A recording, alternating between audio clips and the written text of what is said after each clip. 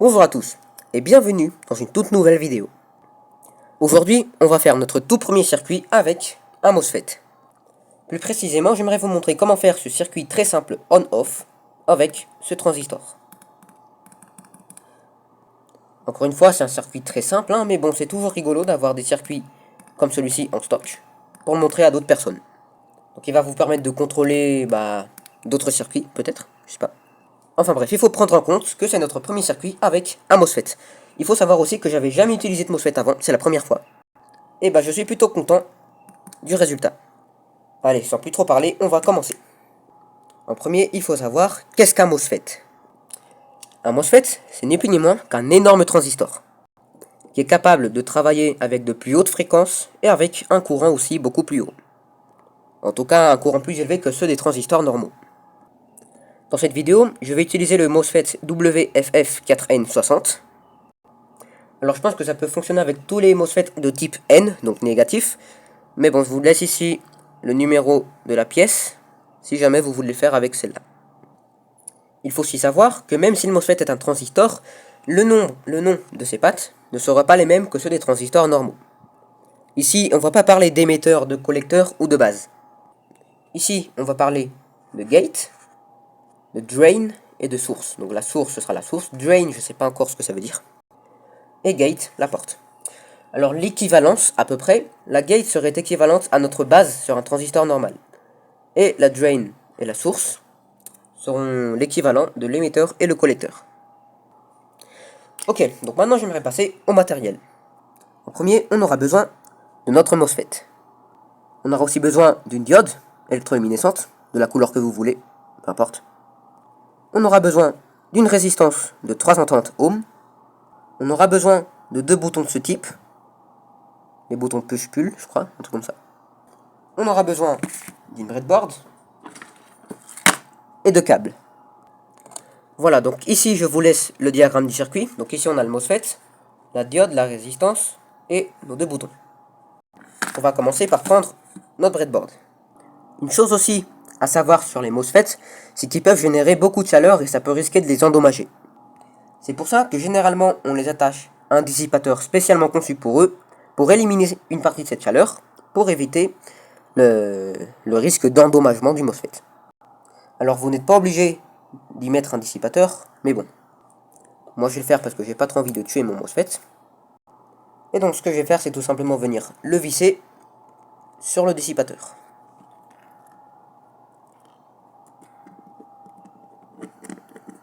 Si ça veut bien.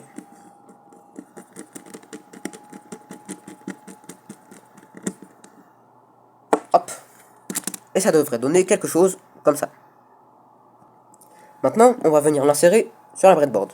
Chacune des trois pattes sur une rangée différente. Comme ceci. On peut voir sur le schéma que le négatif de ma diode est connecté au drain du MOSFET. Et le positif de la diode connecté à une résistance qui est elle-même connectée au positif. Donc l'équivalent du drain sur notre transistor, ce serait la patte du milieu. Donc ce que je vais faire, c'est venir connecter un câble à la patte du milieu. Prendre en compte que je vais utiliser cette rangée pour le positif et cette rangée pour le négatif. Donc ce que je vais faire, c'est prendre un câble qui va passer par-dessus la séparation, comme ceci, pour aller retrouver une rangée, mais de l'autre côté. Comme je dois connecter le négatif de la diode au drain, je vais venir connecter la patte la plus petite de ma diode, qui est le négatif, au câble. Comme ceci. Voilà, donc ici j'ai le drain qui passe par là, jusqu'à le négatif de la diode.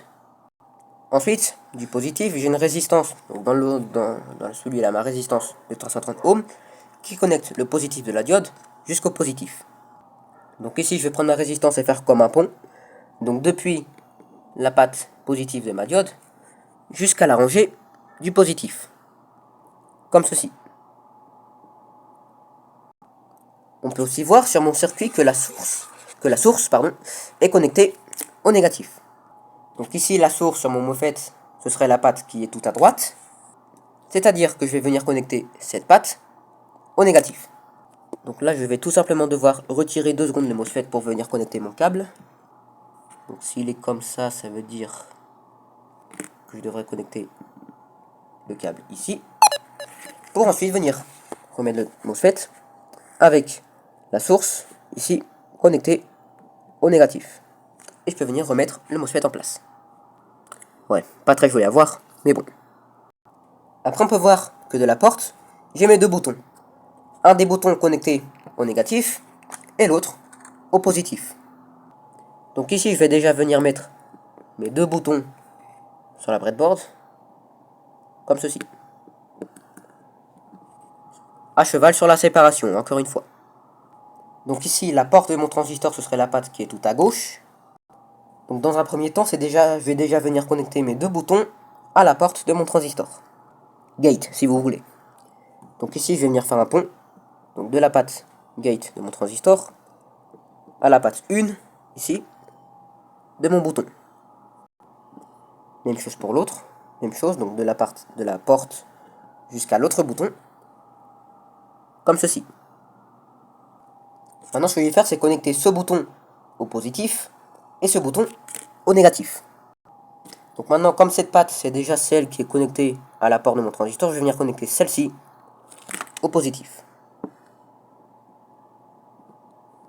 Comme ceci. Même chose pour l'autre. Comme j'ai déjà connecté... Où est mon... Il est là. Comme j'ai déjà connecté cette patte à la porte du transistor, je vais venir connecter celle-là au négatif.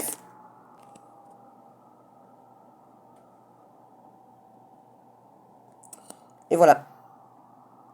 Et techniquement, notre circuit est terminé. Maintenant, je vais l'alimenter avec 9 volts. Donc, ce que je vais faire, c'est venir connecter le négatif de la batterie à la rangée négative qu'on utilise et le positif de la batterie à la rangée positive qu'on utilise. Maintenant, on peut venir faire le test. Donc, le bouton qu'on a connecté au positif, ce sera le on. Et celui qu'on a connecté au négatif, ce sera le off. Donc ici, je vais venir appuyer sur le on. La LED s'allume. Et maintenant, je vais venir appuyer sur le off. La LED s'éteint. Donc ici, notre circuit est en train de fonctionner.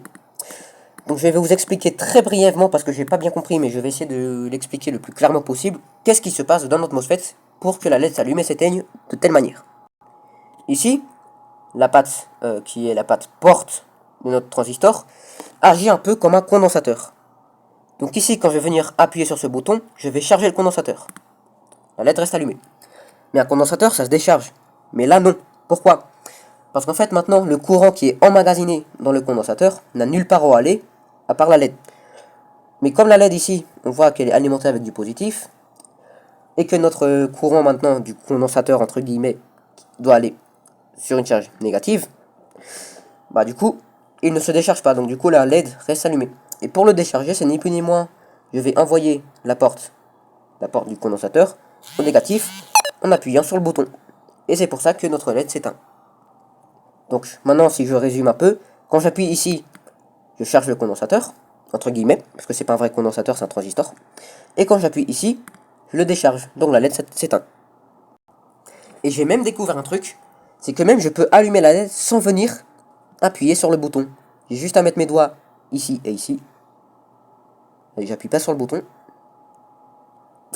La LED s'éteint. Pourquoi? Parce qu'en fait, le MOSFET, il nécessite que d'une très faible charge pour s'allumer. Donc mon doigt, je sais pas combien de volts il a, je pense que 0,00, je sais pas combien. Mais bon, ça suffit pour le transistor pour s'allumer. Et même chose, si je viens appuyer ici, la LED s'éteint. Donc ça veut dire que simplement, avec des câbles, je peux venir allumer et éteindre le MOSFET. C'est génial. Même chose, hein, comme il n'y a pas de fin à ces histoires, on peut même venir rajouter des composants extra. Par exemple, ce petit buzzer 5 volts que je vais venir connecter en parallèle avec ma diode électroluminescente. Comme j'ai la flemme d'utiliser des piquages, je vais venir utiliser cela, hein, ça marche. C'est la même chose. Donc positif avec positif et négatif qui est ici avec négatif. Voilà. Et donc maintenant, quand je vais venir allumer, ça sonne.